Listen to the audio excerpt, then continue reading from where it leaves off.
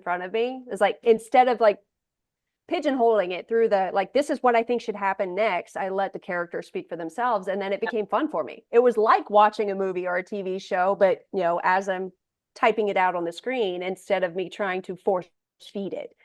Yeah. And yeah, I'm a reader. I wasn't a reader in school, I fully admit that, but ironically, it was a school assignment for us reading The Count of Monte Cristo in high school. And that hooked me so hard. It was the first time ever that I had pushed past the assignments. I read well ahead of everybody. I was raising my hand in class, like, I know what's happening here. I wanted to talk about the characters. I got so into it. And then I, that was the moment that flipped the switch. I was like, okay, let's get into reading. I'd read some youth things, and I like R.L. Stine. Everybody read R.L. Stine. Like, our whole lives, everybody's read R.L. Stine. Um, Things like that. But I wasn't a voracious reader, Right. and that changed. Right. So Yeah. Once you have your magic moment and you're meant to do something in this field, or you have a story to tell and you finally realize you do, it shifts everything. And I agree what you said, how you just let go and let it flow. That's the magic, and it still happens all the time. It happens, even, believe it or not, editing is a lot more technical than writing. What I love about it, no, I know, isn't so. I know. What I love about editing, though, is that I get to get my little mitts on more stories. It takes a long time to write a book, but it doesn't take as long to edit it. So I realize I'm so in love with storytelling that I don't even care if it's my own story, right? But kind of started to get me really hooked on editing. I would say the other thing is I was self-editing. That's what Ken actually said to me in my early days. The first 5, 6 years, I was actually just writing before I started editing. He said, you're self-editing. Did you ever think about editing? And I said, as a matter of fact, I hadn't given voice to that thought that was in my head, but I said, I think about it all the time because I have no problem killing my little darlings. I remember the first book that I was getting published. This was before KDP, before Amazon started this whole deal, before we became the wild west of publishing, right? We live in this crazy time now, and it was before that, so I had to look for an editor, and this little boutique company wanted my book, and it was 80,000 words, and I said, can I have it for 7 days before you take it? I just want to polish it. And I lost 20,000 words off that book. I out loud, and I chopped 20,000 words, but I didn't tell them, of course, right? I just kind of fudged. I knew they knew how long the page count was because they had read it. So I just kind of fudged the layout. And I will tell you, it was at that moment for me where I thought, oh yeah, this book is a better book because I got rid of all the redundant stuff and all the repeat words and everything that has already been said. And that's when I knew that I really wanted to edit. I believe it. As soon as you said the words, I was like, oh, here it comes. Because I have experienced the Lisa Cerasoli red pen of death. And I remember one of my crowning achievements, and I think it was with Shadow War for the third book. I Yes. remember getting back the manuscript, and I think you had only cut like 5,000 words, and I had to go back and look at it again. Like, I was like, what? How is this possible? I'm used to seeing like 20,000 words taken off and then having that heart attack moment of, oh my God, where did they go? Uh-huh. Yep, you have arrived. I remember it too. I was so excited. I was like, she's gonna be so pumped up right now. I barely lost anything. I mean, that's just your dedication to this craft is what that is. And then of course your trust in the process. Well, And it's the process, yes, but in you. and It's it, yes, yes, and you're trusting me. But honestly, you've grown so much because of this type of collaboration. This is why I wish every author would find an editor that they felt connected to so that they could see how far they could go as a writer.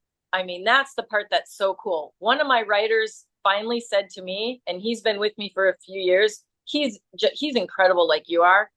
He has a different kind of story, so we haven't been able to connect as well.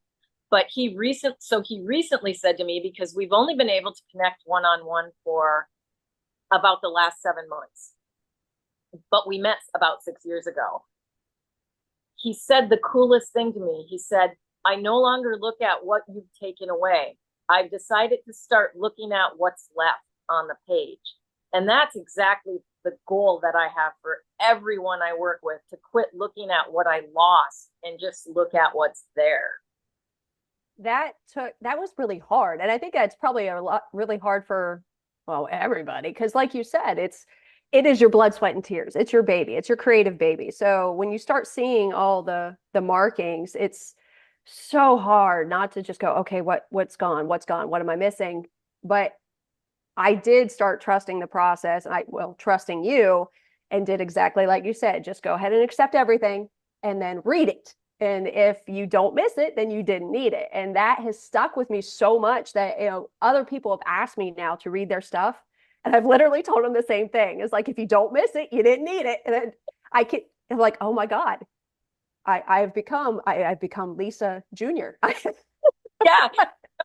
You know what's so great about what we do? I love this because I try to write like you would. I always tried, if I'm going to write a sentence, and sometimes I'm writing whole paragraphs, but not for you. If I'm going to write a sentence or two, I really try to do it how you would do it. But I can't get that right 100% of the time. And you just recognize that immediately and you make it your own.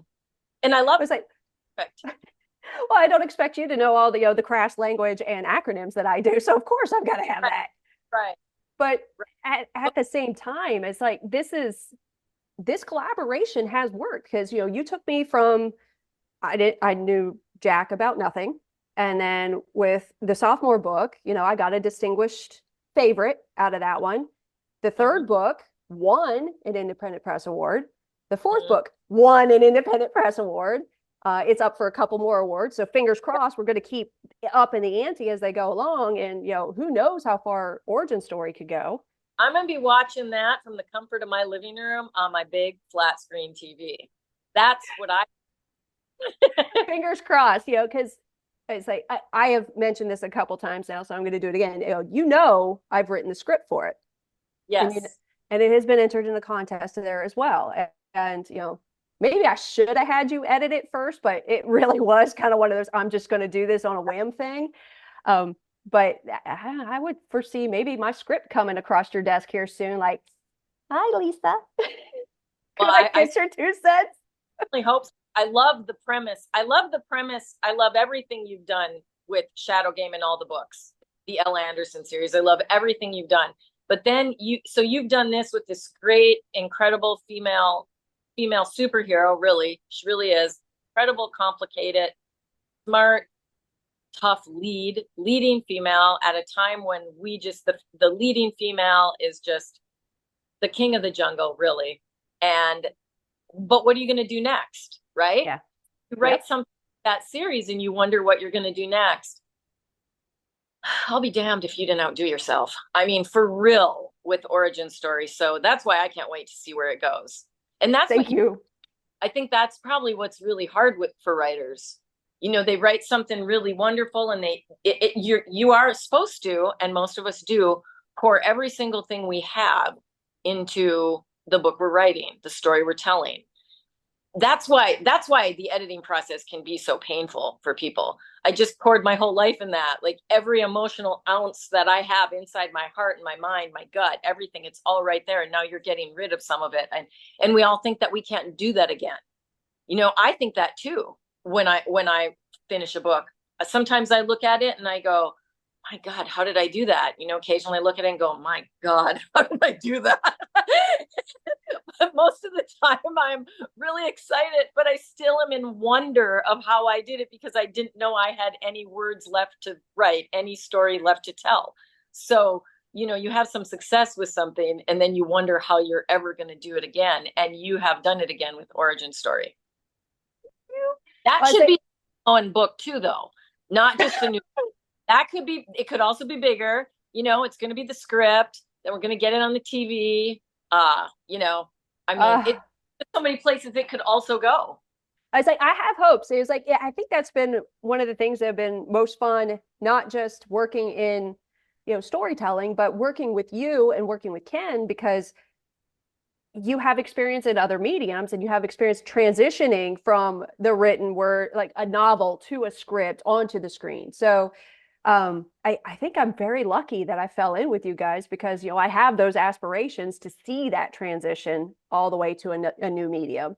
And yeah, I have every intent of hitting you up and dragging you along, kicking and screaming with me on this ride. Oh, we love the ride. No, when Ken's created Story Merchant Books, I can't remember if it was back in 2012 or 2013. It was shortly after KDP, came on the scene.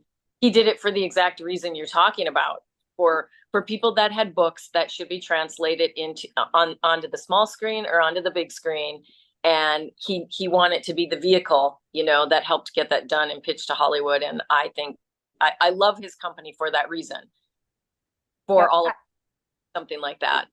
Silverback's very much in that ilk of, there's stories that need to be told that aren't getting told. So what do we do about that? And I think I'm lucky to have hooked up with these guys, and I'm extremely lucky that I've hooked up with you. It's I have every email we've ever had. So I have the transition from my pages are bleeding multicolors because you do have this wonderful color coding system about what I need to rewrite and how. I really and this is one of those instances where every color of the rainbow is not a good thing. But yes. I think I would get to the point where I would just kind of like rip off the band-aid and I would just scroll just to see. And then I'd be like, okay, there's not a whole lot of color here. And then literally the next scroll will be like Technicolor. I'm like, oh. When now did we meet around 2017? The first time we talked was in 2018. I think Ken had mentioned you to me, but then I went on deployment. And so I did not actually get to do anything with you until after I was back. Um, and then yeah, it was like we got to work, and I had put in all the time with the book, but I think I know I learned more working with you, and I think the couple of months we took to do that substantive rewrite. Mm-hmm. And 2020 hindsight, I probably should have gone back and tried traditional publishing again instead of going indie. But now I enjoy indie so much. I'm not sure I would want to go Right. traditional. So I think everything worked out for the best. I hope so. I mean, otherwise we wouldn't even be together probably, because I work almost exclusively on the indie platform. I've had a New York Times best-selling author before, but it's not normally I'm working with independent authors. And I think you could make it on any platform with any publishing house. However, it would have taken you a lot longer. Yep. So the interesting thing about that, the difference between traditional publishing and this is that, and I don't, your collaboration, I can't speak to it. It could have been more intimate. It could have been less intimate, but I just know that the process takes longer. So I think if you're just going to go straight up and we're going to talk about you as an author right now, I bet you have like a bigger education behind yourself because of the speed with which you write your books, and then they get edited on the indie platform so it was almost like you took your own crash course for the last 6 years in how to become a really successful creative writer. Well, thank you for saying successful, but yes, definitely a crash course. I am Long, hands down, but nonetheless. unequivocally